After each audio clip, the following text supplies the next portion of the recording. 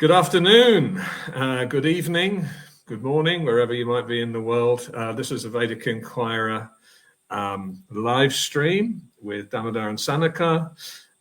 We don't do these as a sort of popularity contest. We do it when we feel like we have some news. Sanika and I were just now talking that there's potentially been a real setback in, child protection in the society, which is a bit of a shock. So we want to talk about the direction that the GBC are currently embarking upon and look at why that is such a deeply problematic direction to take. Please do share, please do comment, post your questions, and let's try and get this to go viral. Sanika, would you like to say a few words of introduction and scene setting?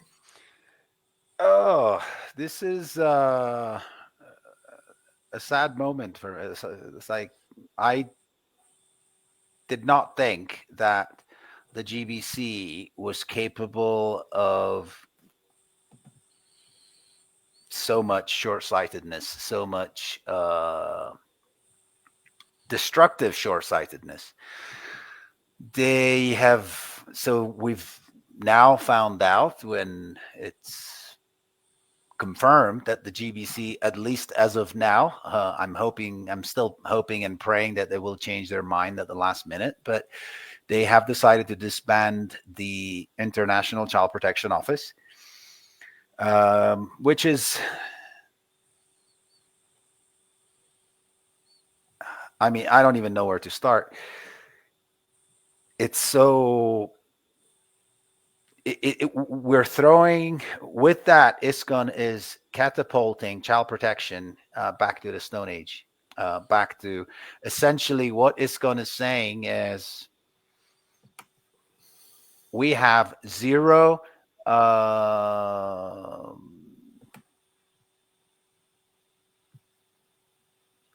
we're eliminating the one body that was doing something to protect our children. We're getting rid of that. We're going to replace it with a bunch of lawyers. That's what we know.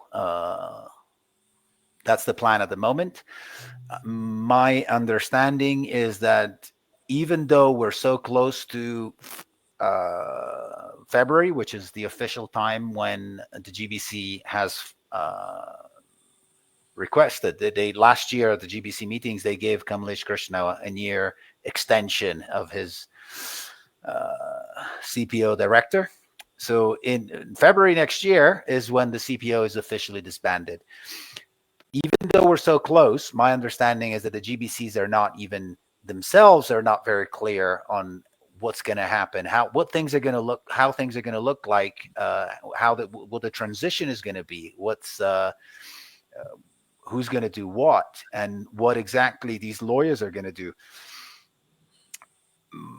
One of the main concerns I have with this idea is that lawyers are notoriously cold and calculating. They're not known to be loving, empathic. These are not traits that are associated with the practice of law. But these are characteristics that you do need to deal with child protection. So you're hiring lawyers. ISKCON is hiring lawyers and say, you're going to replace the Child Protection Office. What do lawyers do? They do what you hire them to do. They're not going to protect children. They're going to protect the establishment. And if ISKCON is going to continue doing what they've always done, which is that when the interests of the organizations are perceived to be in conflict with the interests of child protection, the children are sacrificed. And now there is so many more layers now that there is no child protection of how this is going to happen. An extreme, what's the word I'm looking for? An extreme scenario that comes to mind is that now we're going to need The only thing that we're going to work by is police convictions. If you don't have a police convictions, then you are innocent until proven guilty, which means that people like Bhaktividyapurna, Danodar, Lakshmi Moni, Keshava Bharati, I think there is 400 or 500 CPO cases. So known child sex offenders that don't have a police conviction will have nothing to prevent them from interacting with children, from having services with children. So essentially what they're saying, yeah, come and abuse our children. Now, what concerns me the most about this change is that the feedback loop is going to be quite long. ISKCON is not going to feel the pain of this decision for many years to come. But when it comes, it's going to be devastating. It's going to be something that we've never seen before, because we're going to have child abuse is going to increase so much that's the only thing. The only possible outcome I see is that child abuse will increase, and that child protection guidelines measures they will diminish. It's going to be devastating for ISKCON. Yeah, I can't even. Yeah, I struggle. I really struggle with this. So maybe I can just do a little bit of historical kind of context. Obviously. Please, because I'm getting... ISKCON established in 1966. Lots of young people. Prabhupada was the oldest person in the movement for, a considerable time, and mostly dealing with 20-year-olds and so on. And of course, there was naturally going to be a baby boom with all of those early disciples getting married. And in those days, child protection wasn't even on the global radar. It was like pedophiles and predators had a field day in all fields, whether it was scouts or Catholic churches or any place where there were children.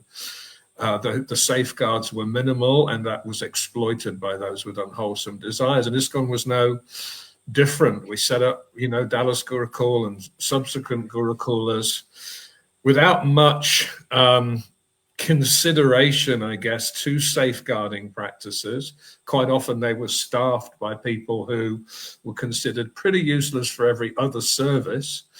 If they were otherwise a pujari or a book distributor, that would be what they were doing. And if they basically couldn't think of anything else, well, maybe you could look after the kids while the pujaris and the book distributors are doing all the really important services. Yeah. And obviously there was devastation for at least 2 cohorts, 2 generations, probably more.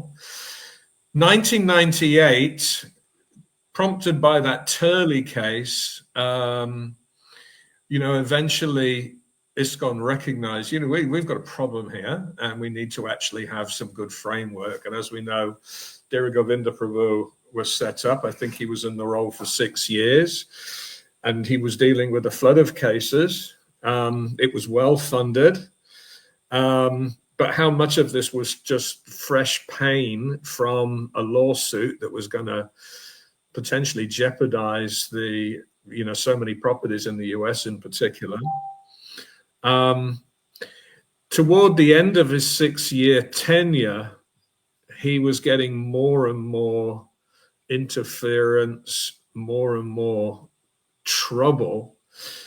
And at a certain point, I think he just, needed a break and decided to, hand the torch over. Now, the challenge we then had is the next 2 CPO directors seemed to be a lot more cozy with management, and their bias was much more towards what do ISKCON leaders want the outcome to be, even that sometimes making cases that were inconvenient just go away.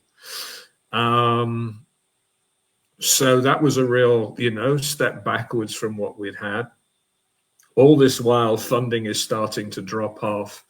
Now, I think Kamlesh and Gandharvika, his wife, they became CPO leads in 2015? 2016? No, it was after that. 16 or 17, I would say. Right. And again, we had now a couple of super qualified individuals. I think they got a bit of heat early on. Oh, you don't have any qualifications, which was just a gaslighting attempt to invalidate their conclusions. So they went out and got master's degrees in advanced child protection, both of them. Kamlesh Krishnan is also a magistrate, so very acquainted with legal process. And I think possibly for a while, everything was hunky-dory. I think there's always been challenges with ISKCON leaders accepting the conclusions of the CPO, particularly if it's one of their friends that's coming under investigation. And particularly, I think the Lakshmi Money investigation, we saw incredible levels of resistance and interference from ISKCON leaders. Lakshmi Money, obviously very popular. And we saw the misguided loyalties. And in fact, this is where a cohort of lawyers began advocating on her behalf and spreading disinformation about the CPO. These people don't follow due process.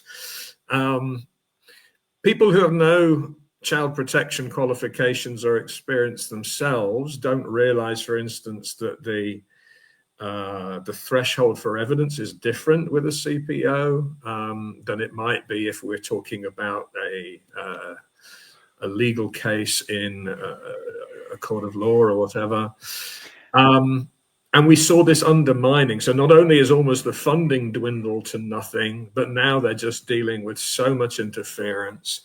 And this has not gone away. In fact, it would appear that, when did we get news of this? It was about this time last year, I think you first got wind that there was, that Kamlesh would be force retired. Oh, we've decided a term limit should be introduced for your role. And by the way, it's expired. So, be on notice that in your time is March, we'll get rid of you. Now, what was really telling is they didn't have a successor in place. So it wasn't that they had provisioned for something. The main objective is we need to get rid of this guy because he's not doing as he's told. He's not kowtowing to our demands. And he sometimes comes to conclusions that we prefer he didn't. Let's get rid of this guy. Now, because they just didn't have anybody, he ended up getting an extra year. I don't know if he's now just exhausted and throwing in the towel or if it's still a forced retirement. But yes, again, a few weeks ago, I think it was, you got wind that let's not even bother replacing the CPO directors. We'll just have a panel of lawyers, potentially the same lawyers who have been defending alleged abusers and defending the society, absolutely not acting in the interest of child protection so much as defensive. Anyway, that was me giving a little bit of background. To my thinking, it looks like pure vengeance and retribution. And again, it's not really been thought through, which we'll talk about in a moment. The Lakshmi Money case was like the resistance, the opposition that her verdict kind of evoked amongst her friends was, the way I look at it now, it was fatal to the child protection. It is the last nail in the coffin of the CPO. They have relentlessly campaigned with the GBC, and these are very powerful and senior devotees in ISKCON, very influential, like Hridayananda, Brahmatirtha.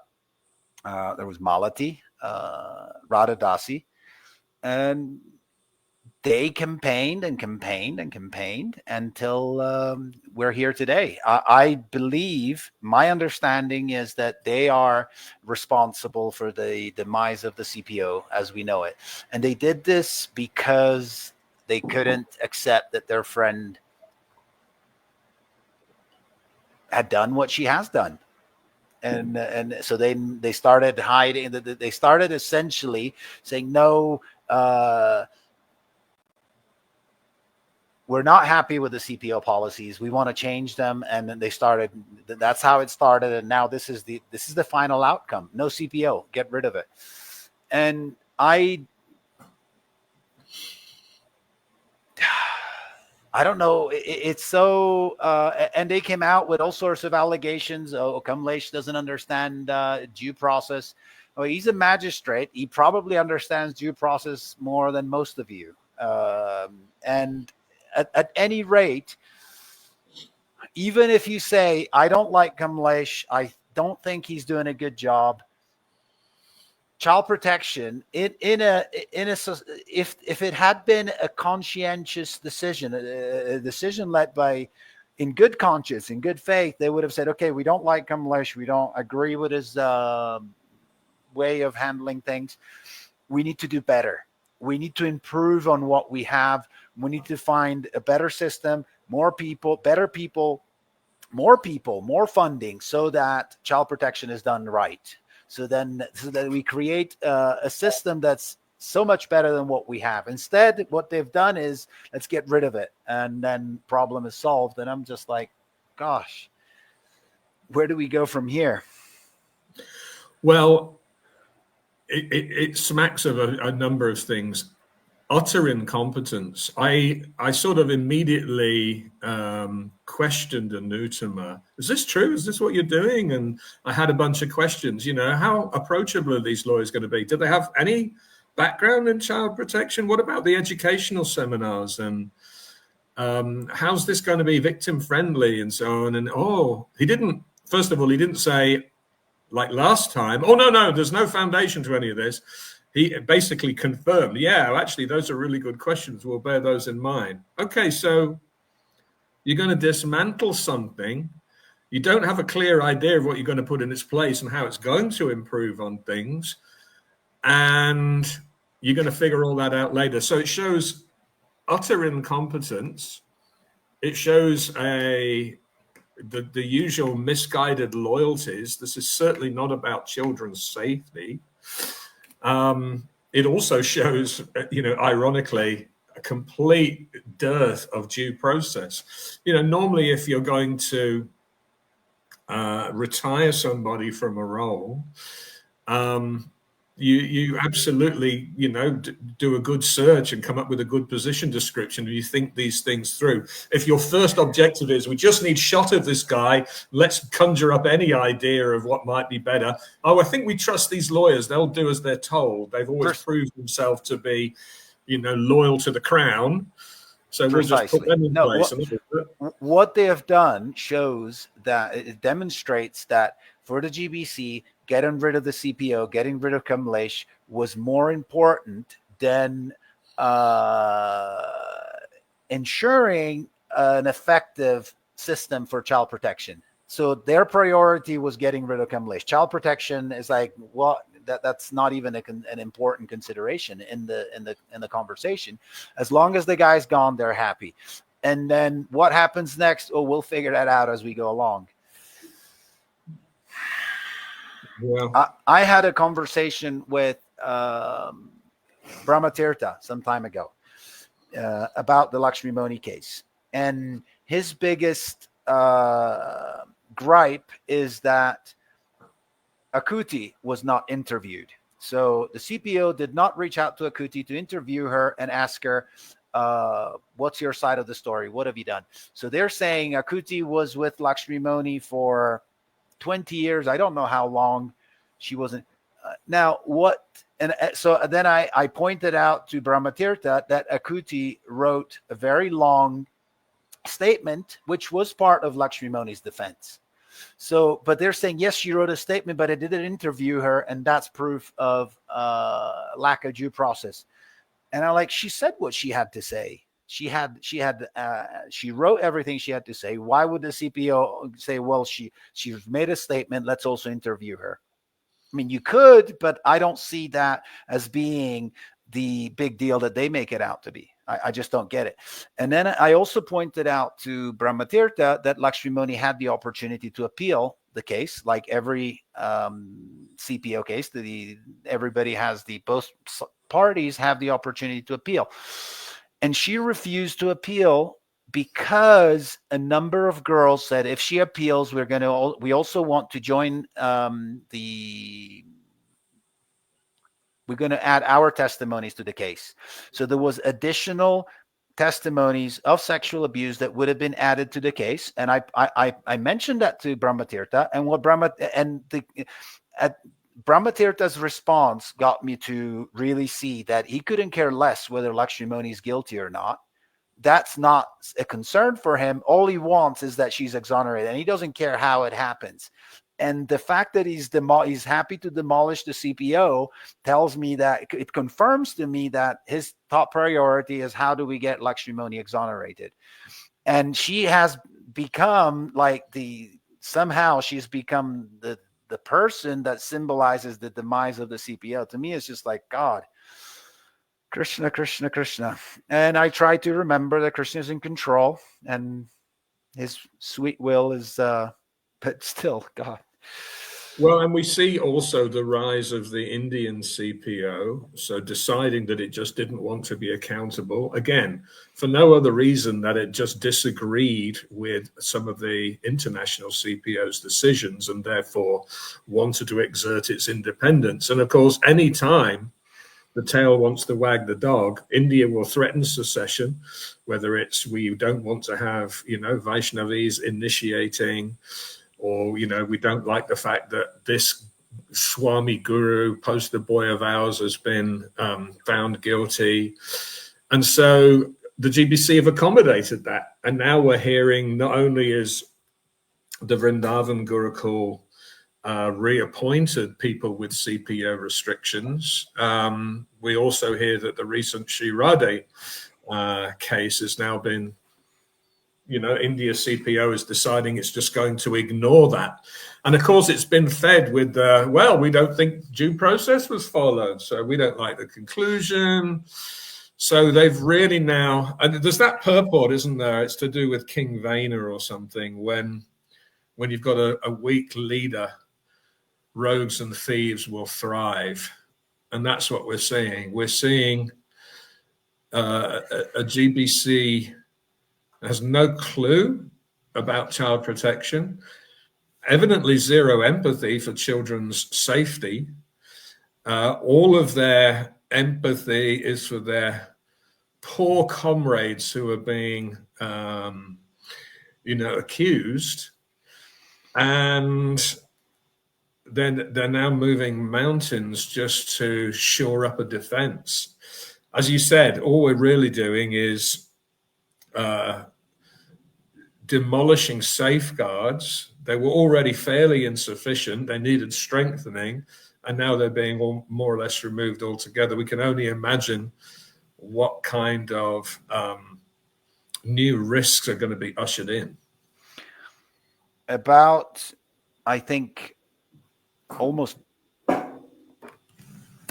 15 years ago, maybe, I started, I kind of reached a conclusion that, and I've shared it a number of times over the years, that anyone who takes the time to study the history of child protection in ISKCON will struggle to view the leadership to have a high opinion of the leadership. And the more as time passes, that becomes more, and like their behavior continues to confirm this this observation that I made. I remember, I think as early as 76, maybe even before that, Srila Prabhupada started saying in letters, and I don't know if it's in I know it's in letters for sure, the thing about we need to boil the milk. He said, we've got enough devotees, we've got enough temples, now we need to boil the milk, we need quality. If we continue to expand, we're going to lose our purity. And that specific instruction has been consistently ignored. And now we see the results. We have a society that is gigantic, and we don't even have enough as a collectively, as a society, we don't even have enough humanity to scream in outrage at the fact that the GBCs are dismantling the only thing that is there to protect our children. And it's just like, I mean, like, wow, we really need to, I don't know. We should. I mean, some things have improved, but not because of organizational direction and policy. I think we've obviously learned that boarding schools in the main are just things that we lack the capability to run safely, and they probably weren't a great idea in the old format. So with a few exceptions, they've been abandoned, not altogether. And, there are people who are ideologically disposed to reintroducing them. And I think we've probably changed much of the anti-family messaging that was, typical of the movement in the 70s or whatever. And so raising children now is not stigmatized. Oh my goodness, can we imagine that it was actually stigmatized in the past? And so a child is more likely to be raised in a loving way with the family nowadays. The Gurukulas are, for the most part, day schools, for the most part, offering a higher quality education.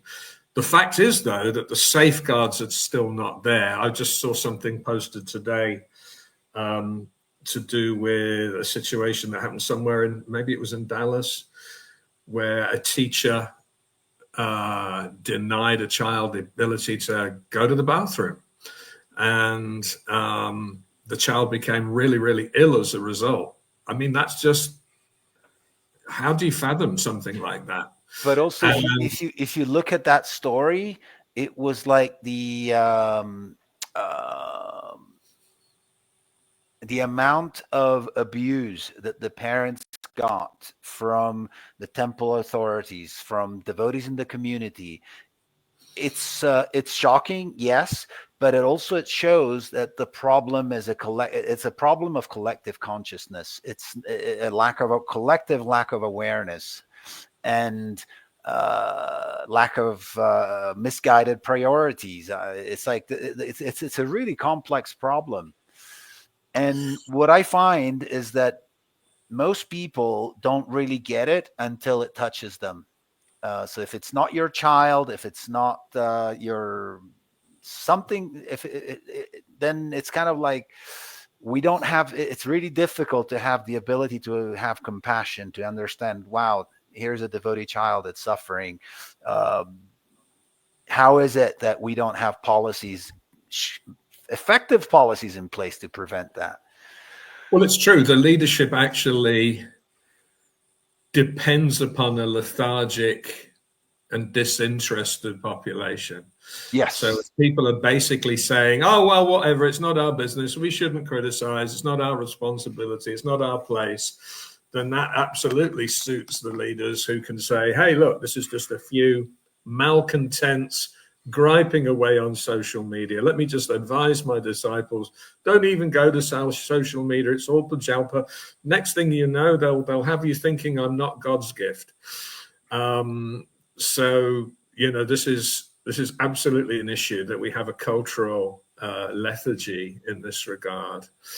And, one can only imagine if there was more noise, and maybe Mahamohini had made this point about protests, maybe we need to actually consider ways of, creating that sort of non-violent, non-cooperation kind of protest. We should go to the GBC meetings in Mayapur with banners and trumpets. Or maybe like, you did with Bhakti Vijayapurna that time, challenge him directly while he's sitting on the Vyasa pontificating. Something where the leaders realize it's just not going to go away. Something like that would work, but it would require a lot of people doing it. A lot of numbers, yeah. A lot of members really taking a stand and being willing to bear the consequences of taking a stand, because there's going to be consequences if somebody does that. And I think a lot of people are afraid. There's a lot of people don't want the hassle. It's like, I don't need the trouble. And then, yeah, things don't really change.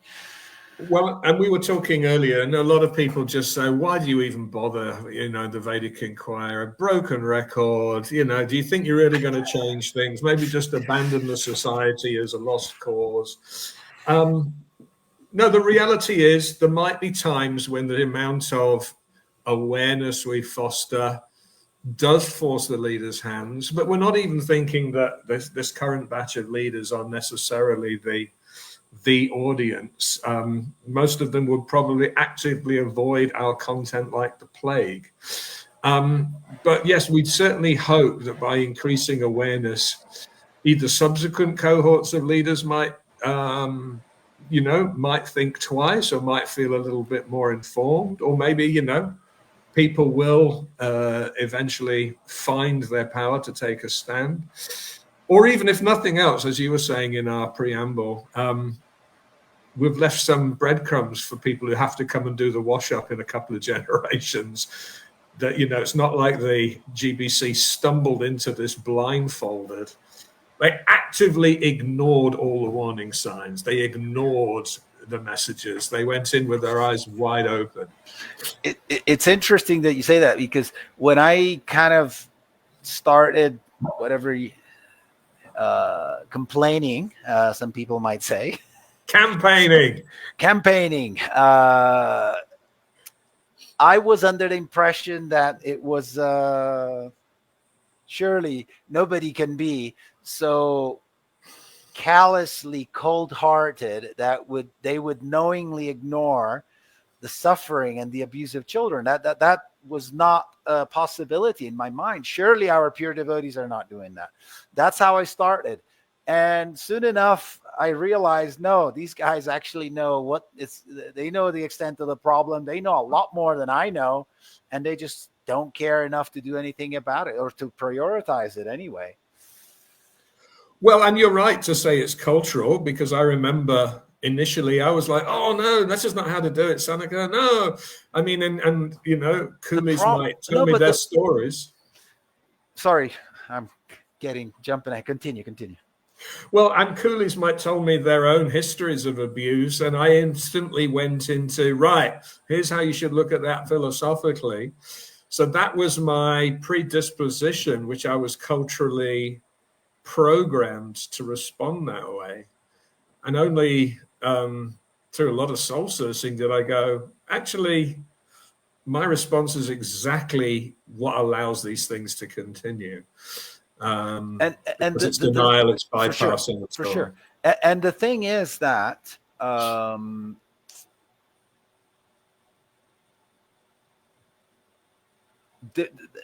there is no effective system. There is no avenue where somebody can. And now that we had the CPO, which was like they had put it on life support, and now they've pulled the plug. So now that the CPO is gone, there is no recourse. There is nowhere where devotees can go if there is a problem with child protection. Now, what this is going to do is that it will increase child abuse. It will also increase, I hope, devotees that go to the police. And I really hope that a perpetrator that is, how can I say this?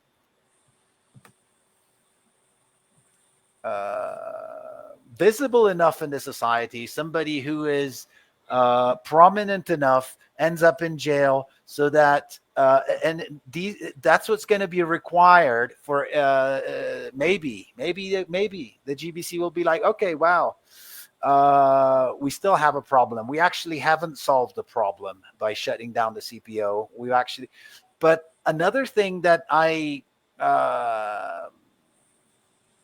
imagine will happen is that devotees will feel, concerned devotees will feel justified in taking more drastic measures, going to the media, making going more public, because essentially it is obvious that there is no trustworthy internal recourse. No, there's no, the GBC might come and say, no, we found these lawyers, they're really nice, they chant 16 rounds, they've been devotees for 10 years or 20 years, whatever it is, but the GBC doesn't have credibility, and nobody with 2 brain cells between their ears is going to say, yeah, these lawyers are really going to step in and fight the cause of the children. No, there is no credibility behind the GBC. There is no credibility behind the system. With no credibility, with no credible system to address these issues will go out to the media more, and they will go hopefully to the police more. And I hope this happens, because it looks like this is what it's going to take for ISKCON as a society to actually start taking child protection seriously, to actually understanding the imperative necessity for the society itself to protect its children, to value its children. So the worry is, yes, I actually think that the prospect of approaching a lawyer, especially a lawyer who seems to want to raise the burden of proof, and possibly acts more in the interest of the society than the victim, I think that's going to deter a lot of people from reporting. Like you sometimes hear rape defense lawyers where essentially they weaponize cross interrogation to try and deter. They shame victims. What were you wearing? Why are you out so late? Everything to make it so hostile that actually someone will go away. The other challenge, if it's dependent upon... And that's exactly what Radha Dasi did when she was interviewing Lakshmi Moni's victims. That's exactly what she did.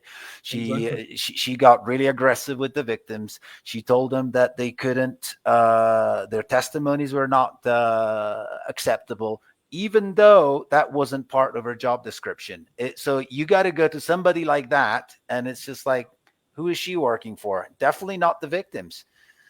Well, and she failed to recuse herself as a friend of Lakshmi. So she had a conflict of interest. Yeah. So for all of the banging the drum of due process, she failed at the first hurdle of declaring, completely. The conflict of interest. And she's part of these committees that are supposed to be CPO oversight. And anyway, good luck. So, I mean, part of the challenge here is that, yes, if more things go, I mean, there's no current moves by the CPO to block things going to, the legal authorities. So the challenge here is whether the victim is willing to take things there and run the gauntlet, so to speak, of that kind of interrogation that often comes. And then there's also whether the burden of proof for those kind of legal cases can be met. So sometimes victims may go, look, all I'm doing is opening myself up to a world of more pain, more trauma, and being, harangued by lawyers who are trying to just dismantle my credibility. With the CPO, because what they're looking at is not beyond a reasonable doubt as the threshold of evidence, but preponderance of evidence. Obviously, the CPO cannot introduce custodial sentences. They can't send someone to jail. All they can do is to say, it seems more likely than not that this person did transgress against this minor, and therefore we're going to remove them from any kind of further threat that they might pose to children in the society. Now, the challenge, let's say someone is even convicted in a court of law and maybe even does a couple of years in a prison and survives it, then they're back out on the street.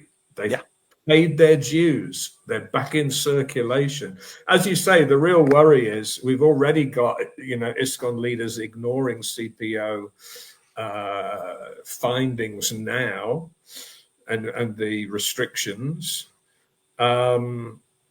So, how's that going to get any better if the whole CPO has just been dismantled? Like you say, the Bhaktivijayapunas of the world and others can just sail right back in. They've already got their friends in high places. And, whatever findings were made against them, to some extent, have now just been dismantled. Okay, I think there is some GBC resolution standing him down for the rest of time. But the amount of times they've reneged and gone back on and showed incredible sympathy for perpetrators, I mean, it doesn't bode well. Anyway, those are just my concerns. I mean, only a couple of years ago, they were looking to bring back Damodar Swami, even though they have resolutions upon resolutions saying that they wouldn't.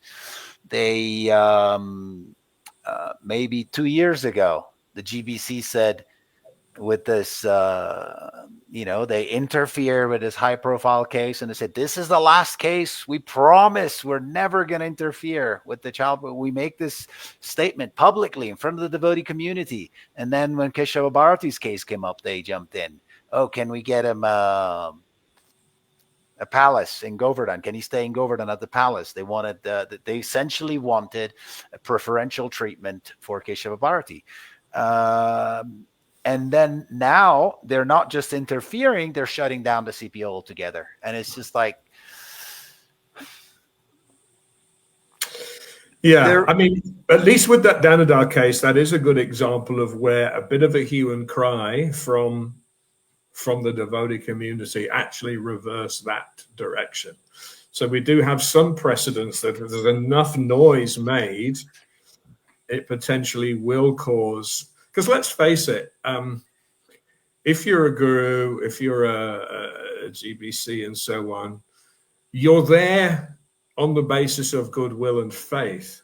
If people do withdraw those, and I think this is one of the reasons that they are vengeful and angry, is that their own standing as Saksad Hari, we're as good as God, we are transcendental beings here, has really been called into question by a lot of this campaigning. Their judgment calls have been held up, their loyalties have been held up and shown to be really misguided, certainly not beyond the 4 defects. And that's really interfering with their livelihoods, with their image. So I suspect, this is absolutely a retribution act. But I am hopeful that if we can, rise people from the slumber and the lethargy, and they can make their feelings be known, and they can potentially find useful acts of protest, that eventually the leaders will realize that they can actually only govern with everybody's consent. I mean, the reality is no one even takes that much notice of GBC resolutions anymore. I mean, I like the point essentially that Moini is making. Why can't we protest as a society? And I do think that would be a solution if there was enough devotees participating. But the problem is that we don't have enough devotees participating. The ironic thing about this whole Lakshmi Moni saga is that, so Lakshmi Moni has a long history of child abuse. They are specifically contesting the sexual abuse charges. But the fact of the matter, nobody's contesting that she tortured these girls for 30 years almost. So it's essentially what they're saying is the punishment is excessive.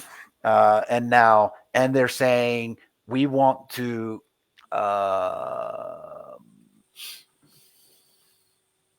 dismiss the sexual allegations. We don't think those are true. Now, all that the CPO did was suspend her privileges, and that's all luxurious privileges.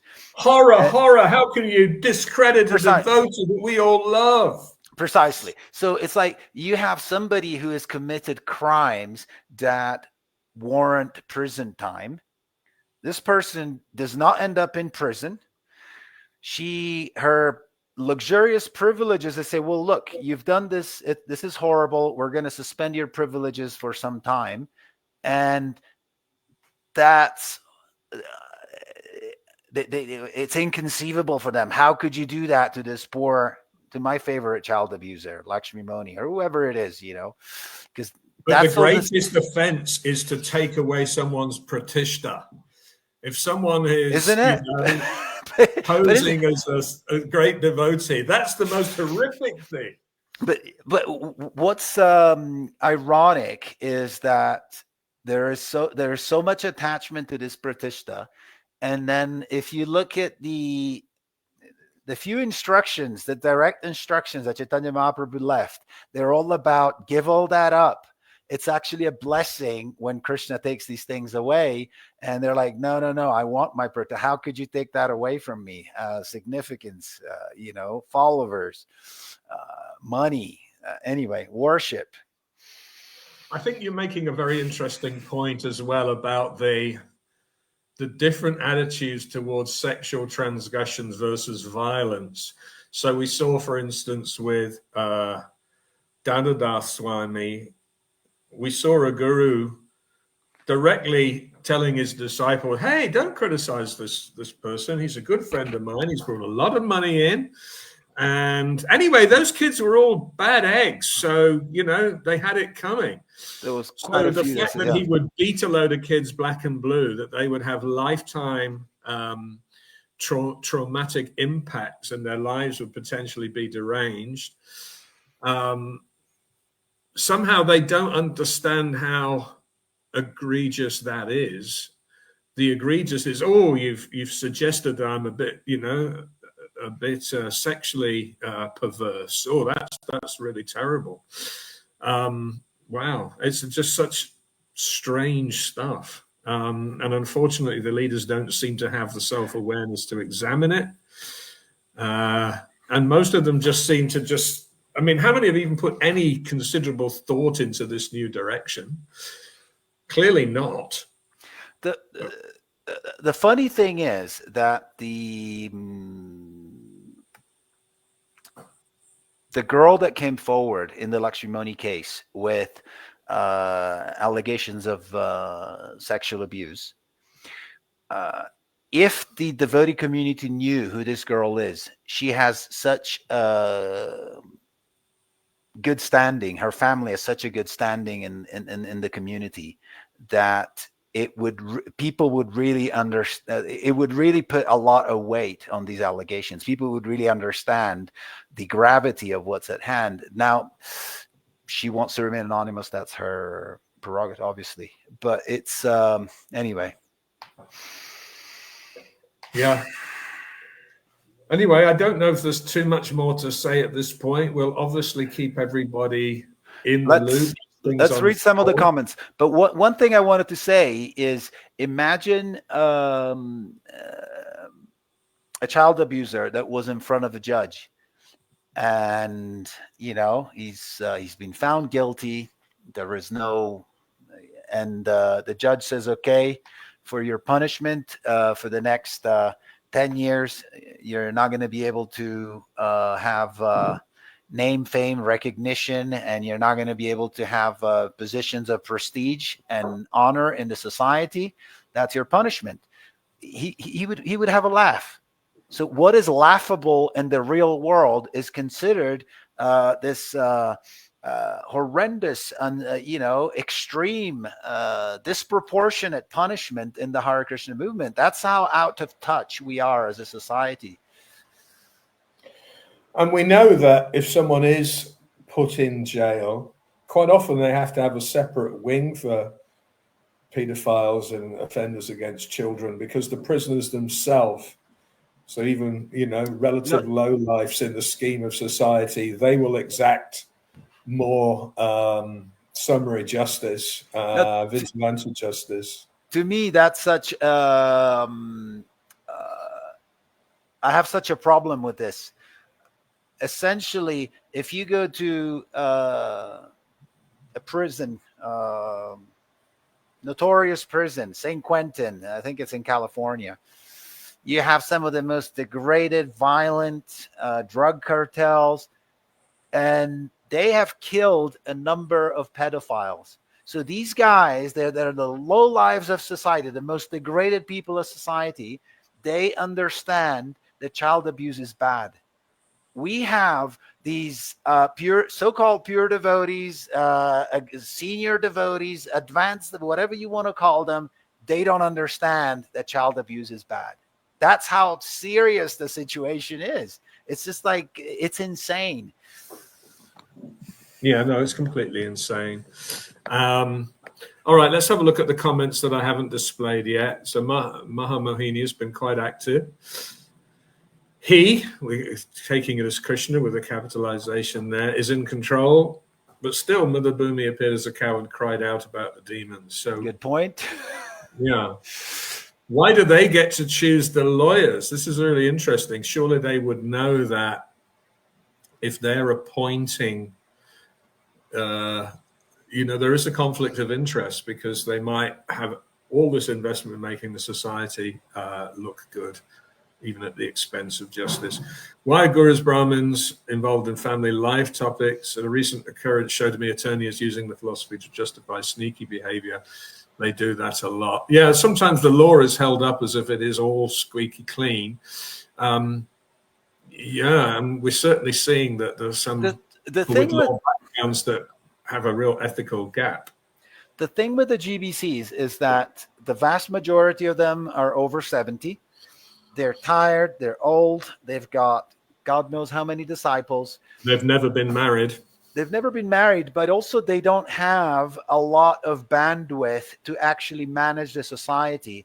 So what tends to happen is that if there is a small but vocal minority that really want to push something through, the majority of the GBC just goes along with it, because there is a despondency. They kind of like, I can't be bothered with this. If that's what you want, sure, get it.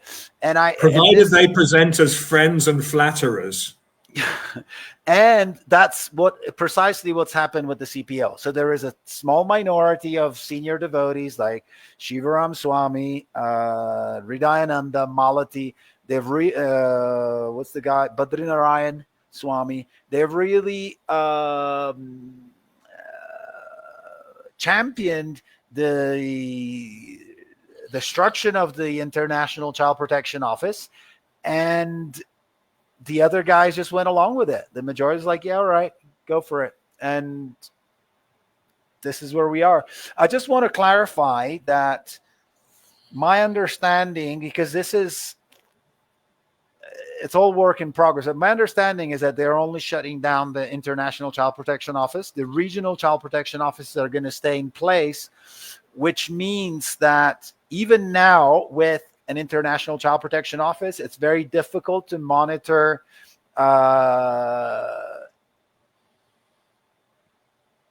foreign predators. So we've had Kripakara recently, who is a convicted felon child abuser from Australia.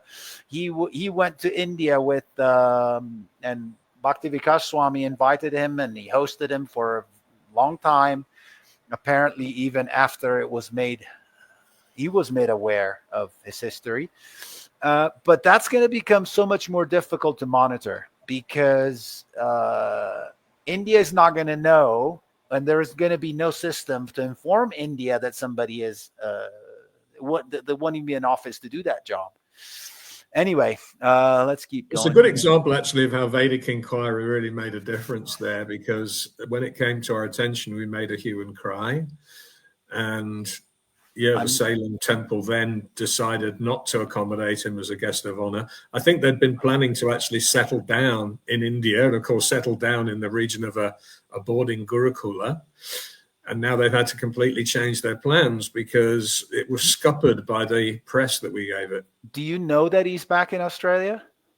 I don't know that he's back in Australia. Because I was told that Bhakti Vikas Swami just kept him there. For I know for certain that his wife, they kept posting photos of his wife months at the Salon Temple months after we.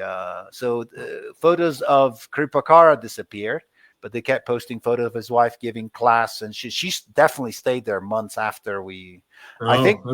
I think what actually happened is that they stayed there, and Bhakti Vikas Swami said, underground. "Yeah, exactly." Okay, so there's a comment here from Satya Fra, and this is kind of an interesting point. I think this has been one of the challenges that ISKCON has funded the CPO, and obviously it's gone from $160,000 operating cost in 1998 to 10,000 or whatever it is now. It went lower still and bumped back up. And whether we should, in fact, try and raise money. We've done some fundraisers in the past. It's a little bit of a challenge. I think the bigger challenge, even than funding, is getting the recognition of the legitimacy of the CPO amongst the leaders and them being willing to work with. Clearly, even though the CPO has attempted to, work in a really constructive way with ISKCON's leadership, it still wasn't enough because the CPO were prepared to fine, even against the will of the greater body, the people they were fond of being guilty. I mean, funding has been a big problem for the very limiting factor for the CPO. And I don't know the answer to Satya's question. Why is it that we don't have wealthy devotees spending? Like for me, I see somebody like Ambarish dropping 50 million to get two notorious child abusers, Bhavananda and Satadanya, to build this temple in Mayapur. And like, how is it that it didn't cross his mind to say, well, let me give $1 million to child protection? To me, it's just, I don't know. I don't know why. It would be nice if it happened. So here's another one from Mahamohini. For the protest, I guess the question holds, what's the main objective? Not allowing GBC to control CPO or be involved in Varnashram experiences. It's creepy that priests would even be involved in the molestation or abuse to a child. They shouldn't even know that much information. We're talking about sex abuse as well, in which they're all celibate. They shouldn't even be hearing about this abuse. They have nothing to do with it. Well, yeah, there's certainly, and you've kind of raised it in slightly different words. They demand to be seen as the ultimate managing authority, and then as soon as they're actually expected to do any management, they wash their hands of it. Yeah. So it's a kind of crazy. We can only assume that they like the idea of having position and prestige and so-called power, but they're absolutely disinterested in responsibility. Yeah. And certainly they've never taken competence development as a particularly serious, part of their job. Okay, let's have a look at Satya. The two main differences in karmas and devotees, this is very telling, is that karmas are often concerned with being in touch with reality, and many at least have basic self-awareness. What an indictment that is. As soon as Epstein was first caught in Florida, media everywhere, especially Florida here, was flooded with the number of VIP making so much effort and work to prove their distance, their condemnation, their previous ignorance. For the life of me, I can't get how devotees can still be so much behind. It is a shocker, and maybe if we're so denying the world, maybe that's what you get. There is this comment also from Mahamohini Devidasi. Which one? The pressure from the authorities, and she's talking about ISKCON authorities, is not to go to the police. She said, I just dealt with an attorney in ISKCON representing a recent case, and he was intimidating victims and support. Such a nightmare. So this ISKCON lawyer was intimidating both the victims and the people supporting the victim. Such a night, and that is the how do you say, that is the ISKCON playbook. In like so many ISKCON authorities have done that. That's well, we know that in Kali Yuga, money buys you justice. And so that's what we find. Lawyers are essentially knowers of the law for hire to do whatever the bidding of their client is. Very rarely are they interested in actual getting to a just outcome. They'll, actively go in to defend somebody they know is guilty of murder if he's paying them, and they'll find every loophole to get him off. So what's that about? But that's their job, and that's fine. That's a lawyer's job, but you don't get lawyers to deal with child protection in ISKCON hired by the society that has been minimizing, hiding child abuse for 50 years. I want to go back for a second to Mahamohini's question, where she says, "What is the main objective? Not allowed in GBC to control CPO." Yes, to me, the main objective is an independent child protection office. Independent means independent from the GBC. It means that as a society, we need the maturity to. It's not that it has to be untouchable and that it can't be improved, but we have to have the maturity as a society to say, I may not like or agree with this specific adjudication, but I understand that upholding a system of child protection is more important than my personal likes and dislikes. I may befriend, maybe this person that they found responsible is my good old friend still, and I have every part of me wants to defend my friend, but I understand that I cannot defend my friend without also attacking child protection in ISKCON. And I choose the ethical, moral decision, which is I will forego of my own feelings, my own emotions. I'll put those aside and I prioritize child protection because that is the ethical thing to do. And I don't think we have the collective maturity for that, because what I see is that whenever a high profile member of the society gets taken to task, then his band of followers, they're like, oh, why did you go after my favorite Swami? And it's just like, we didn't go after your favorite Swami. The Child Protection Office did his job. And yes, your favorite Swami is responsible for some things that we need to look at. Well, and why was that your first concern? Why was your first concern, oh, that's my friend, as opposed to the horror that took place in the child's life? I mean, that shows derangement. So yeah, I think that comment by Satya about having sort of out of touch with reality is very Marion Johnson is making an important point, which is that because a lot of devotees say, well, when these guys, we just got to wait for these guys to die out and then everything will be resolved magically. But what we're seeing is that they are selecting, training, and grooming the new and up and coming ISKCON leaders to think from the same playbook. So there needs to be a shift in consciousness. Changing leaders is not going to do anything in and of itself.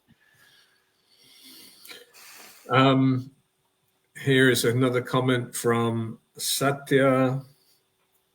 So just echoing, I think, what you'd said about priorities there.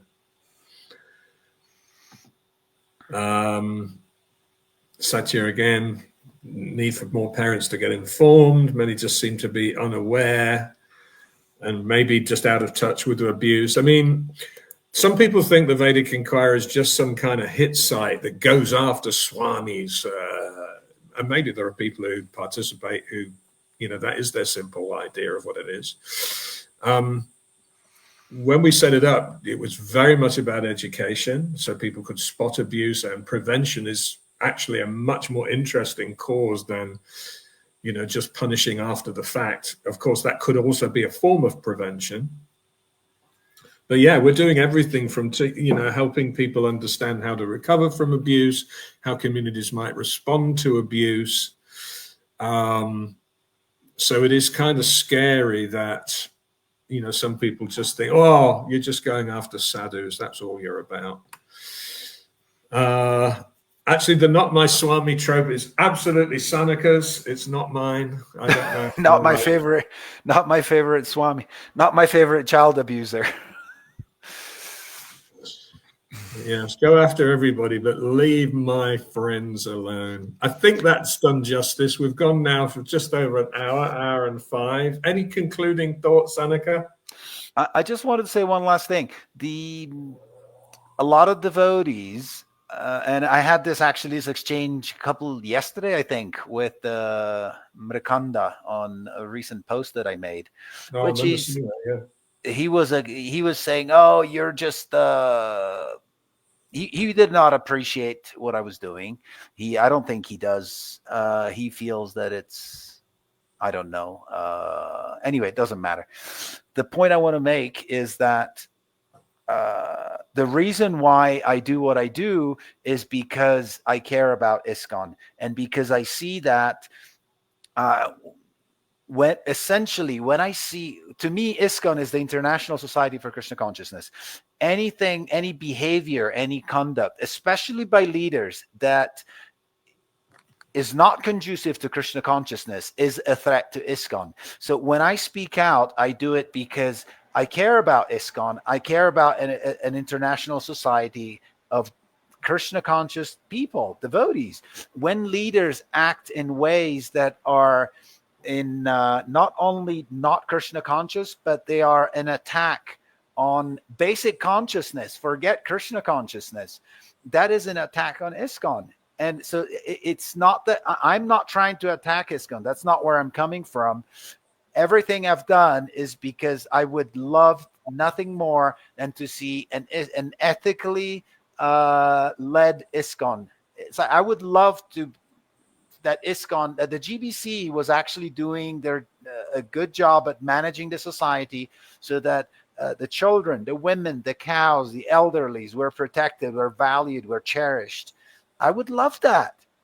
I would love it if I had nothing to. If there was nothing to say, I would love it. So instead of the interesting thing is that people say, "Oh, why do you speak bad?" But these same people, they never ask themselves, why is it that my favorite Swami acts in ways which are inappropriate for his ashram, for even just basic humanity, that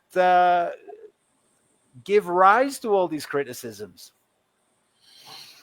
So again, Mahamohini is quoting here the attorney that she was referring to that was, challenging her. And it's exactly as we were saying earlier. You have potentially destroyed the glossy image that this person wishes to have. There they are. They've worked for 40 years to develop a pure devotee syndrome aura. And you've let the truth be known, which now makes people feel icky towards them. That is the biggest crime. Yeah, and so she clarifies there that was the attorney's words.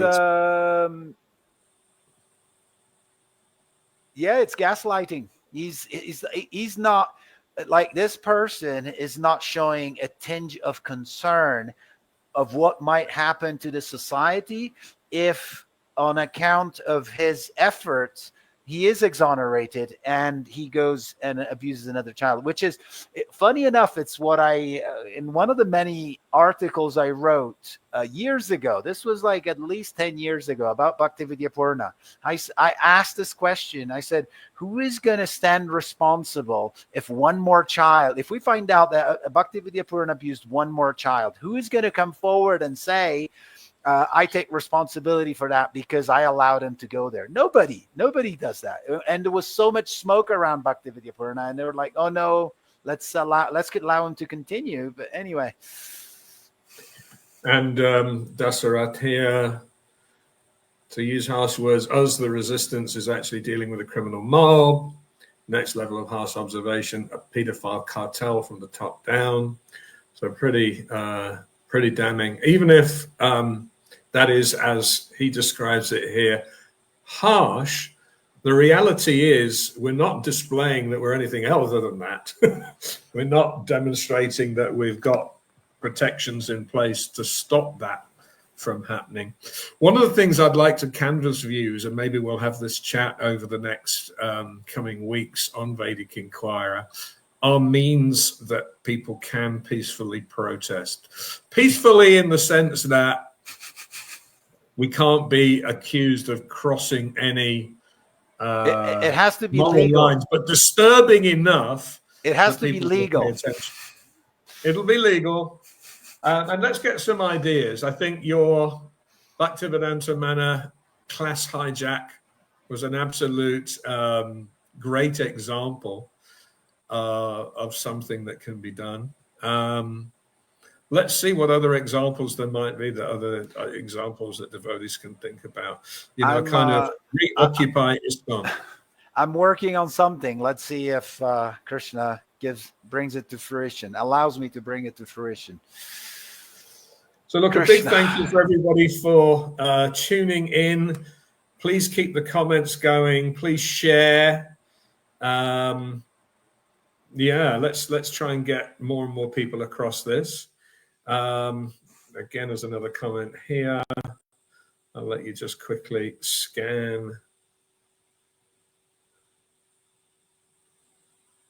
And it's great. Thank you so much for everyone who has tuned in live. I'm sure plenty of people will also tune in later. Sanika, again, a big thank you for being the mainstay of these campaigns over the years. Thank you so much, Damodar Prabhu. It's a delight to support you. Oh, here's Dasarath again. So it's good the comments keep going in. Yeah, I got a feeling, I'm not sure if it was Dasarath, but somebody faced recrimination for being outspoken there in Alachua. Yeah. Okay, I'll let everybody get on with their weekend. Catch you all soon. Hare Krishna. Hari Bolo. Hare Krishna.